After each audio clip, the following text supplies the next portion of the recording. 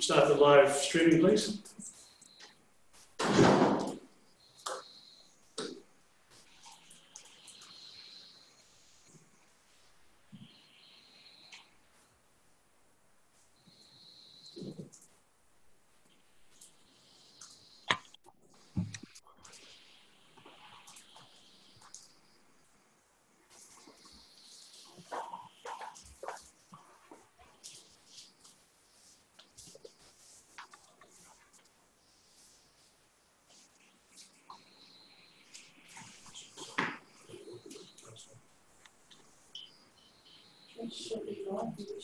Thank you.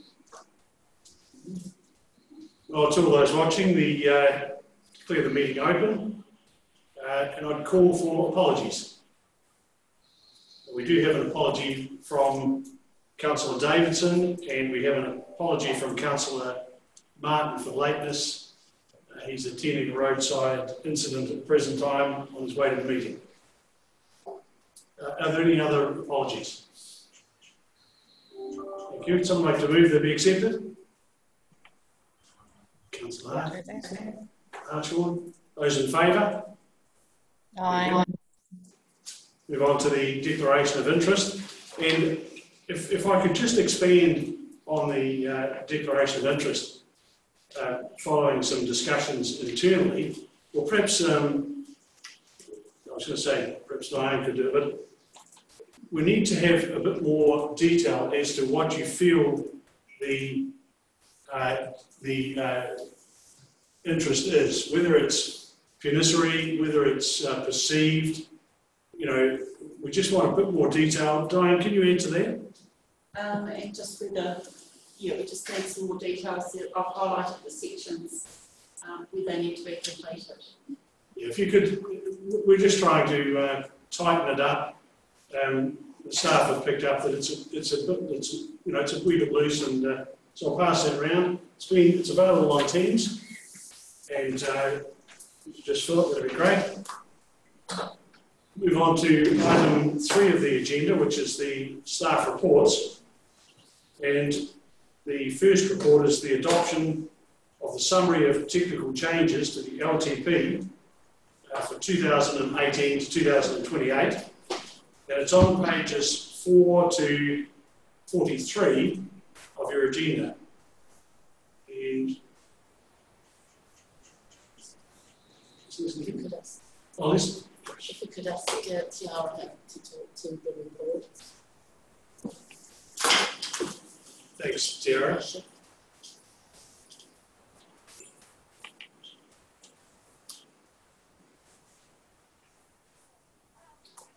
Good afternoon. So we will take the report as being read. As you're aware, an opportunity has come forward for 2 facets in relation to the topic before council today. One is in terms of the approach through WHL for consideration of bringing the activity of museum activities back in council. And as part of that, furthermore, is around the opportunity to purchase a facility for the consolidation of museum activities and library activities and visitor information services as part of that. So I will take it that the technical change summary document and the consultation document itself is read, and any questions from council members. Thanks, Tiara. We'll go around the table. Councillor Hart. I actually don't have any questions. I was just sort of learning myself about how it all works, but no, I don't think I have any questions actually. No. Councillor Cogan. I don't have any questions around any of it at all. I've got my head around pretty much most of it. Councillor Kennedy. No questions there. I just think it would be handy, rather than just supplying the pages that are going to be changed, actually highlighted exactly what's been changed in each document, if you know what I mean. But yeah, I'm happy. Thank you. Thank you. say something? Yeah, we've actually been given a format that we have to use by Audit New Zealand, and this is the format that they actually have required us to use. The changes are in the consultation document. You can see what those changes are in that document. In the technical changes, this is basically just what will replace those pages in the current long-term plan. Thank you. Councillor Neal. All good, thank you. Paul. Yeah, no comments. Other than it was actually difficult to hear. Te Aroha, the microphone's a bit far away. Yes, it's been moved since. Oh, right. Ka pai.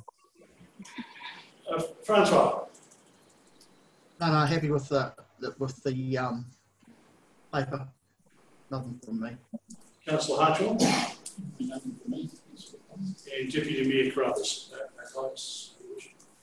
Okay, the resolution we're seeking is A, that Council adopts the amended clause 1.2 of the report, replacing S97G with S93G of the Local Government Act 2002, brackets LGA, close brackets, and B, that Council adopts the summary of technical changes LTP 2018 to 2028. Do I have a mover? So moved. Deputy Mayor Carruthers. Councillor Neal. All those in favour? Thank you. Move on to the next document, which is the draft, which is to approve the draft consultation document for the Westland Discovery Centre. I wonder, Paul or Francois, if you could give me the correct pronunciation of the next word. Haki Waitara.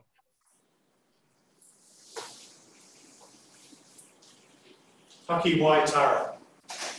Close enough. Thanks, Paul. The draft document is on pages 44 to 59 of your agenda. And once again, I'd ask Jara to give us a briefing on it. So in terms of the draft document, it follows on from the technical summary. It is the detail that is required to go out to the public to ensure that they're getting a clear, concise and transparent picture of what is being proposed. There are no determinations made on this. It is a consultation phase. It is about seeking submissions from the public in terms of their support or otherwise of the proposal. And what the paper is asking now is in support of that consultation document being approved for release for public consultation. Councillors will open it for discussion, and Councillor Hart. No, I have no. The consultation document itself was, it's fine. It highlights what we're trying to achieve here, and yeah, I support it going out to the public. Thank you. Councillor Kogan.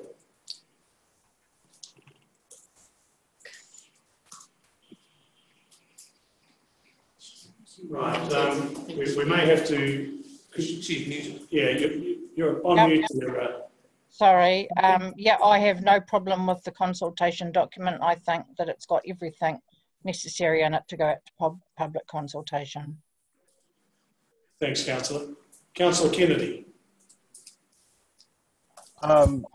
Yeah, look, I'm not so sure about that the document contains all of the relevant information for the ratepayers to make an informed decision. I mean, we're asking the ratepayers if they want to buy a building. There's no mention as to the current state of the building itself. There's mention of a refit without any budget.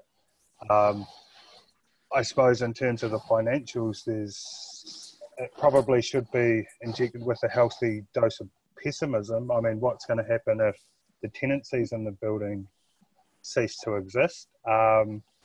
Look, I understand there's a lot that needs to go into it, but I'm just not convinced every factor has been included in it. Jared, do you have a response? Not a full response. As with any consultation document, what we cannot be seen to be doing is preempting an outcome. So it's not possible for us to actually engage persons to go in and come up with some of what a full retrofit may be.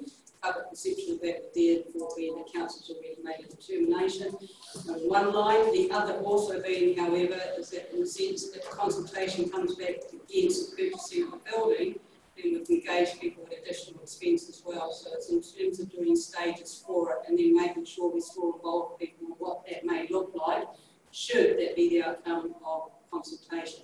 In terms of tenancies, it's also the same. We can't enter into any discussions with the current tenants under their current terms and conditions because that will also be preempting, and we can't preempt that they may wish to stay in the premises with any other purchase as well. But it doesn't mean that should it be approved going forward that there's other tenancy opportunities in the future. So the main gist here is about reminding ourselves in terms of decision makers today and also public opportunities that this is the whole point of consultation and needing to audit New Zealand standards so that council is in a position to make a decision that the public is as informed as they can be.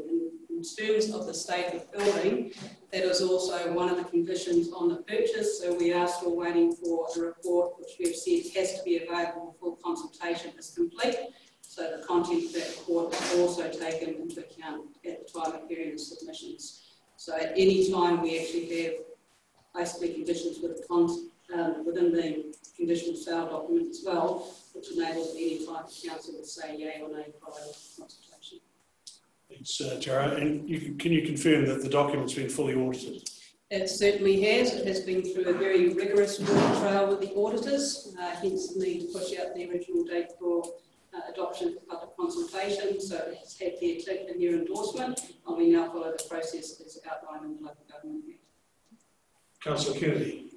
No, thank you, TC. Councillor Neal.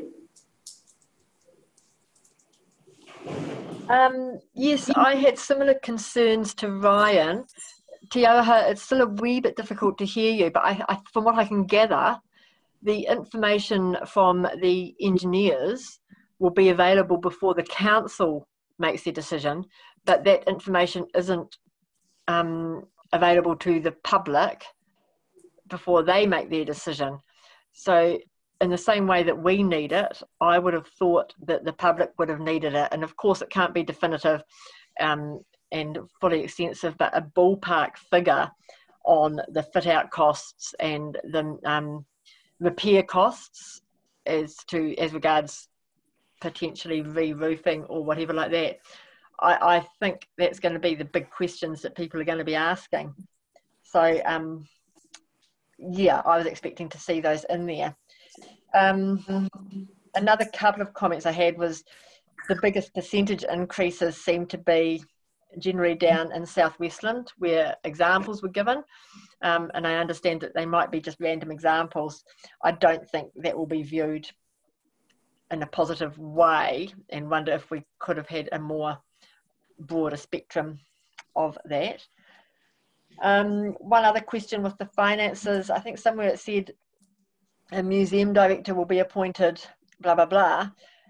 Whatever way we go, whether we move the museum to the new building or if we keep it at the Carnegie, either way, surely a museum director will be appointed, I am assuming. Well, at this stage, we can't make assumptions because that is the whole point of public consultation. So we cannot assume at this stage that the museum would be coming back into house. That is part of consultation, and for the public to come back to state whether they are comfortable with that activity coming back in house. At which point then as council, yes, we can look at the structure of the museum and the staff and delivery of activities.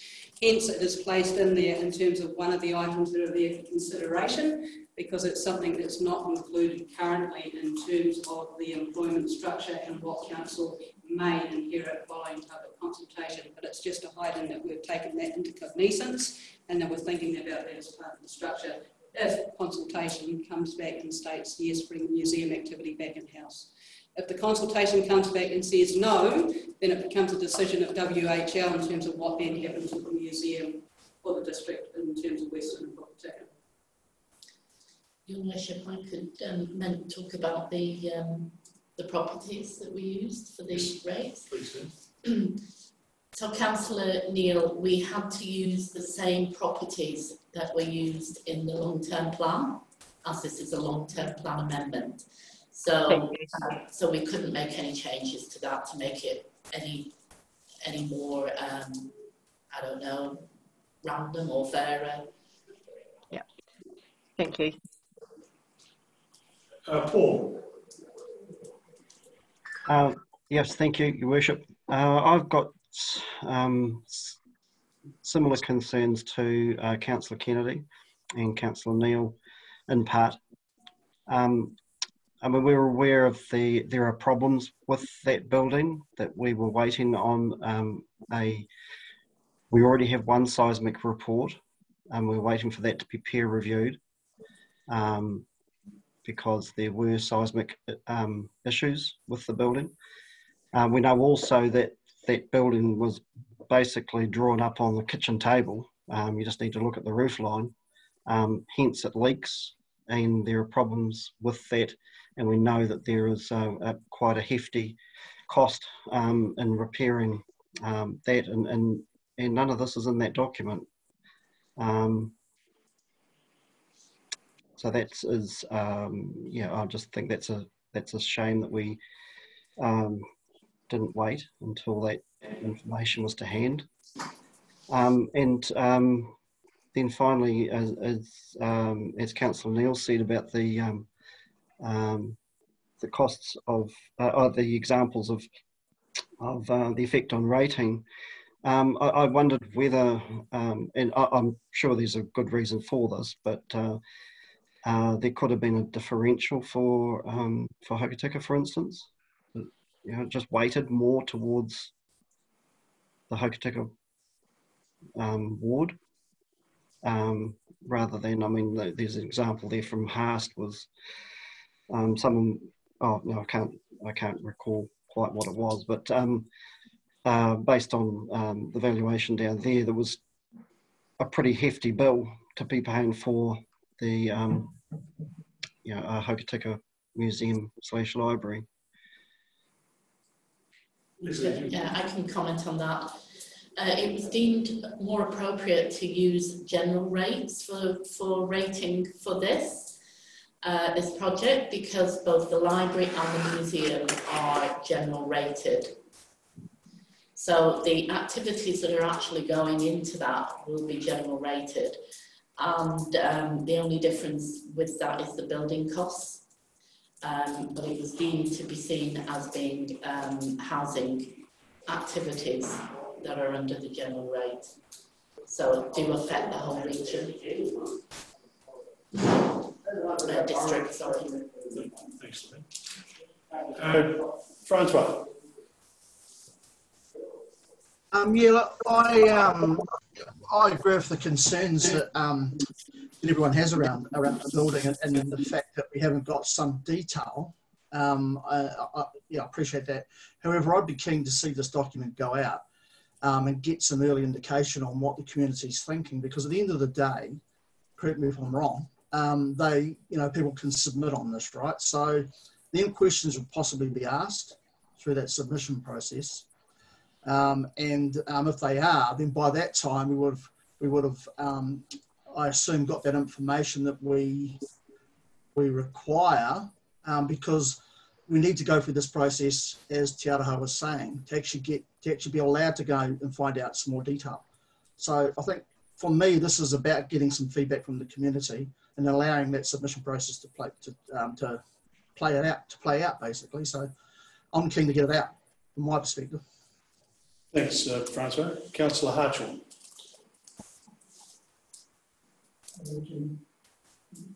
Just at the top right-hand corner. Councillor Cogan, thank you for that. Sorry, I've just got some clarification around this. So when this is going out to consultation anyhow, we are doing a comparison between what we're currently doing through council, which is leasing all these other premises at a cost that is actually paid for by the ratepayers out in the community, right?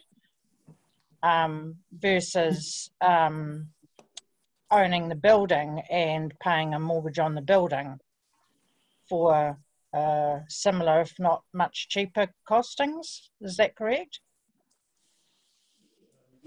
Yes, so within the consultation document itself, the page 6 of the consultation document, financial implications, and that does show where there is an operational impact for the library, and that is where there's a reduction in cost for moving out of that library leased building. Councillor Archer.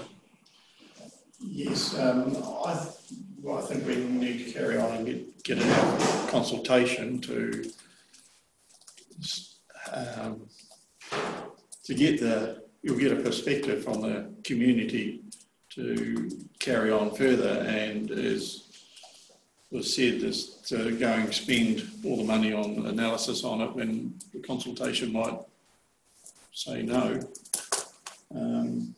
But Councillor Cogan's completely right there that you've got to weigh up the rental factor and the maintenance that's going to have to be done on the existing museum. So I'm for it to go out. And Deputy Mayor Crowley. Yes, I agree with the concerns that have been expressed so far. I think the unknowns here will tend to confuse this issue. For example, I had a ratepayer who came to Greymouth to see me yesterday, and he made the point about this, that being aware of what's being proposed, how can anyone sensibly make submissions when there are so many unknowns surrounding this purchase and its implications?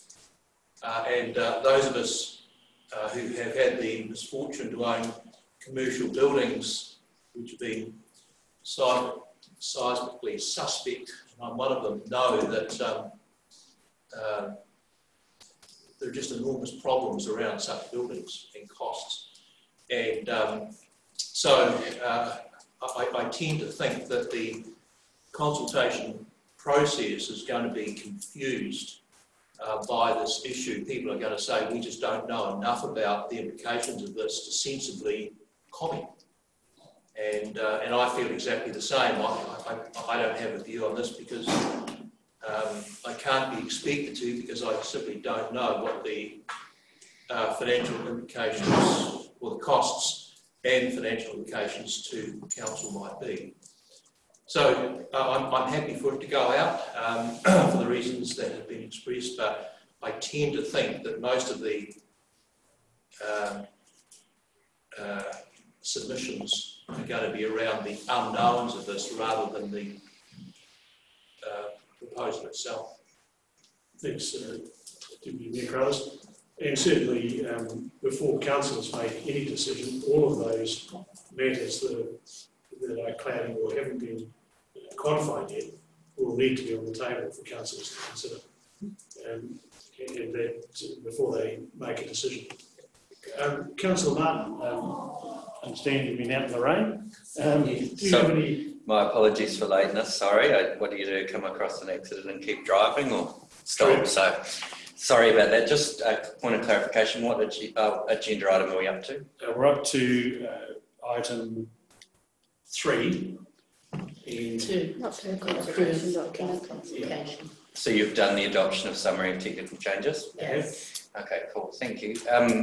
Without being privy to the earlier discussion, although I could probably listen to it again at some stage in the future, the only thing I queried was around the transfer of functions from Destination Westland. The report clearly identifies the transfer of the museum, but makes no mention around the transfer of the eyesight or visitor information services. Correct, yeah. So is the proposal, as per the consultation document, to continue with those being outsourced by a subsidiary company? So in terms of the consultation document, what it does is reflect the recommendations to council following the presentation by WHL, and at that time the eyesight it's not one of those recommendations in terms of transferring to museum to the council as an activity. It was only in terms of museum staff and the activity of the museum, and at that stage WHO was looking at other opportunities. So eyesight is not part of this consultation. However, we have included reference to visitor information hub services, an acknowledgement that there may be a future without an eyesight model, and therefore if this consolidated or proposed consolidated activity was to take place, then the provision of visitor information hub services can still be run through the same complex without having to be consulted on again. But no, the eyesight is not and has not been part of consultation or consideration for bringing back in-house to council. Okay. I think I understand what you're saying. You're saying that should this public consultation, go out and be in favour of the purchase of the building, then the museum and the transfer of museum function back to council, that in the library would be the initial council functions to be housed within the building, and then as part of the long-term plan, would there be consideration for the eyesight? I'm just trying to get my head around the timelines here. But in terms of both parties, Destination Westland and WHL have agreed that in terms of eyesight and delivery, that continues to be run by their respective businesses' boards until future time that they determine otherwise from the council. So the eyesight continues to run under Destination Westland regardless of what the outcome of this consultation is. It's not part of it. Does that not make it even more cloudy, or even mentioning it then? No, what we're referring to is visitor information hubs in terms of potential future activities and what that might look like coming through the consolidated activities we have, but it's not about running an eyesight function itself. But as I spoke to earlier, what we can't do is go in terms of what the future might look like, because it would seem to be preempting the outcome of the consultation we're seeking. So that's why it's made quite clear in terms of the resolution, with the determinations there are people in support of the museum activity coming back in-house to council, and that's what it's strictly limited to. And then further to that is whether they support the purpose of the building for consolidation of museum and library activities. Yes, through reports and papers and other such things, it's not clouded, but people think we are taking the eyesight activity back in-house. No, council is not. Could I just advise councillors that the live stream is currently not working? We're trying to resolve the issues there, but it is still recording. Are there any other comments that councillors would like to make? Councillor Kennedy. TC, you mentioned earlier that the building report ideally is going to be due before the end of the consultation period. I've just got a question regarding, should, let's say, this building report is received within the next 2 weeks, would that information then be made available to the public to view, or would it be council only? I don't see any issue with that report being made available. We have made it quite clear through DA in terms of them engaging the appropriate engineering consultants that at the latest we need that by the 21st of September, which then enables it to be circulated. And if we get it before closing submissions, I don't see any issue why that can't be put up in terms of content report on council website for information as well. But we'd have to get qualification on that in terms of potential impact for the building owner. But if we've paid for the information, then how do we choose to release components of all that information? But regardless, it is one of the conditions of sale, and if council is not happy with the content of that report, then it is one of those things that can't be met, then straight away council will be determined not to proceed with the purchase of the building. Yeah, thank you, TC. Okay, so we'll move on to the proposed resolution, and it's A, that council approves the draft consultation document, Westland Discovery Centre, Pakawai Tura, and B, that council directs staff to conduct public consultation under SS 93A, 97 and 93E of the Local Government Act 2002. Someone like to move that? So, Deputy Mayor Carruthers, Councillor Hartshorn. Those in favour? Right. Those against? Okay. Move on to the next item, which is the audit report. The long-term plan amendment consultation document and audit report has been tabled. Leslie, do you wish to speak to her? Or? No, it's a fairly standard audit report. It hasn't been qualified in any way, so the audit have done a thorough investigation and very thorough investigation of the documents, so it's a case of approving this. Sorry, I may not have received a copy of it. Whereabouts is it? It was tabled.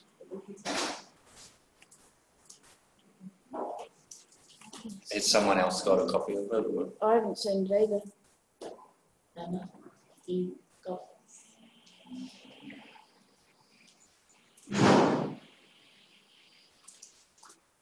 It indicates it should be there, but it's not. Yeah, it says it is here somewhere. I thought it's not in our physically packet, it just tabled, says not on the table. placeholder.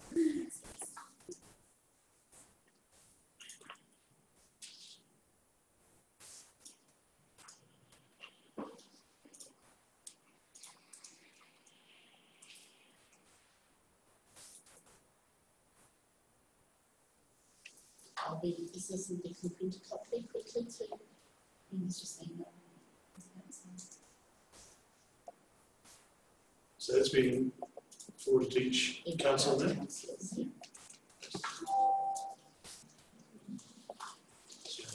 just come through. So in front of you, councillors, you should have by now the document from the audit report, the audit letter.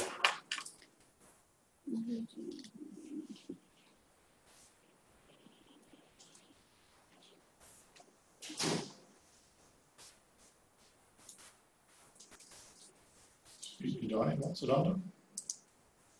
It's just not Ena's just emailed by. It was just email just now. The email to whoever. Councillor Kennedy, have you got it in front of you there?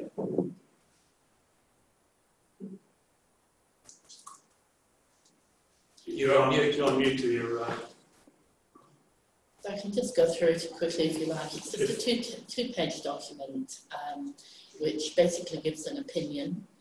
I can read the opinion to you. The information in the consultation document about the proposed amendment of the long-term plan provides an effective basis for public participation in the council's decisions about the proposed amendment, because it fairly represents the reasons for and implications of the proposed amendment and identifies and explains the main issues and choices facing the council and the district related to the proposed amendment, and the information and assumptions underlying the information in the consultation document related to the proposed amendment are reasonable. Then they just give their standard basis of opinion, which is the standards that they work to, and also the responsibilities of the council and auditor. So basically, council is responsible for meeting legal requirements, having systems and processes in place, and ensuring that the financial information being presented has been prepared in line with generally accepted accounting practice. And then it talks about independence and control from audit, and that's the audit report. Thanks, it's a fairly standard document. Councillor Hart, you probably read a few more of these than most of us. Yeah. No, it's I mean, we've only just got it, but yeah, it's pretty standard, and they've given their opinion that it fairly represents the reasons and identifies the main issues. So yeah, I support that. We received that report. Councillor Martin. Yeah, it looks straightforward. Thanks, Leslie, for clarifying those points and getting it circulated to us. Just out of interest, how much does this cost? We don't know yet. So we haven't been invoiced for it? Okay, well, it's hot off the press, but in terms of the process today, do you have any idea what a long-term plan amendment actually costs? No, I mean, this one was particularly difficult because We used our brand new IBIS system, which was great, really cut down the time that we needed to do this. So we thought that would really reduce the cost. And then audit decided that it didn't actually match the plan, because the original plan was done through an old redundant Excel model. So we had to then start actually manually updating that old model, so that has considerably increased the time that we've had to spend on this, therefore audit time as well. So we haven't actually paid any money out for this project yet? Not paid yet, and the audit plan just stated that, the audit engagement letter just stated that they didn't know what the cost was at the time. Depended on the work they had to put in. Okay. Councillor Neil, or are there any other questions in relation to the letter? Oh no, just one. I suppose it goes without saying, but can we get it attached to that document? That would be good. It will be attached, but this is the way that they work it. Until technically you can't adopt this unless you adopt the original documents or approve the original documents. So we can't put this in until after you've done that, which you've done now. Right, so there are no other questions that I can see. The proposed resolution is that Council receive the long-term plan amendment consultation document audit report as tabled. Someone like to move? Councillor Hart. Councillor Hartshorn, those in favour? Those against? Thank you. Move on to the last part, which is the adoption of the LTP amendment draft consultation document, Western Discovery Centre, Paki Waitara. And who's going to present that? It's just literally adopting the document now that you've approved it and received the audit report. The proposed resolution is that Council adopts the LTP amendment draft consultation document, Western Discovery Centre. Moved accordingly. Thank you, Deputy Mayor Crothers. Do I have a second? Councillor Hartshorn. Those in favour? Aye. Those against? Thank you very much. And I understand there's been a problem with the live stream. That's the same as live streaming on here. I think it's a link to the YouTube. I think it's a YouTube. So, The second part of it. So as far as we know, it's still live streaming and recording. Then on that basis, I'd ask that you stop the live stream and I'll close the meeting. Thank you very much for your attendance.